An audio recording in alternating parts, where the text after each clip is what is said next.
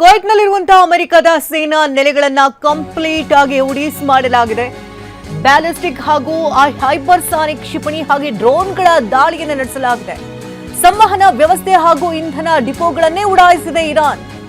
ಇಂಧನ ಡಿಪೋಗಳು, ಶಸ್ತ್ರಾಸ್ತ್ರಗಳ ಸಂಗ್ರಹಣೆಯ ಘಟಕಗಳನ್ನೇ ನೇರ ಟಾರ್ಗೆಟ್ ಮಾಡಿ ಯಂತ್ರೋಪಕರಣ ಘಟಕಗಳನ್ನ ಕಂಪ್ಲೀಟ್ ಆಗಿ ನಾಶ ಮಾಡಿದೆ ಇರಾನ್. ಇರಾಕ್ನ ಕುರ್ದಿಸ್ತಾನದ ಮೇಲೂ ಕೂಡ ಇರಾನ್ ದಾಳಿಯನ್ನು ಮಾಡಿದೆ. ಅಮೆರಿಕದ ಶಸ್ತ್ರಾಸ್ತ್ರ ಗೋಡೌನ್ಗಳ ಮೇಲೆ ಅಟ್ಯಾಕ್ ನಡೆಸಿದೆ. ಇರಾನ್ ದಾಳಿ ಇಡೀ ಪರ್ವತ ಸಾಲುಗಳ ಮೇಲೆ ಕ್ಷಿಪಣಿ ದಾಳಿಯನ್ನು ಮಾಡಿದೆ ಇರಾನ್ ಹಾಗೂ ಅಮೆರಿಕ ನಡುವೆ ಮುಂದುವರೆದಿದೆ ಭೀಕರ ಯುದ್ಧ. ಕೆರ್ಮನ್ ಹಾಗೆ ಹರ್ಮೋಜ್ಗೆ ಸಂಪರ್ಕಿಸುವಂತಹ ಸೇತುವೆಯನ್ನೇ ಉಡೀಸ್ ಮಾಡಲಾಗಿದೆ. ದಕ್ಷಿಣ ಇರಾನ್ನ ರೋಡಾನ್ ಸೇತುವೆಯ ಮೇಲೆ ಅಮೆರಿಕ ದಾಳಿಯನ್ನು ನಡೆಸಿದ್ದು, ಕ್ಷಿಪಣಿ ದಾಳಿಯಲ್ಲಿ ಹಲವು ನಾಗರಿಕರು ಸಾವನ್ನಪ್ಪಿರುವಂತಹ ಶಂಕೆ ಕೂಡ ವ್ಯಕ್ತವಾಗ್ತಾ ಇದೆ.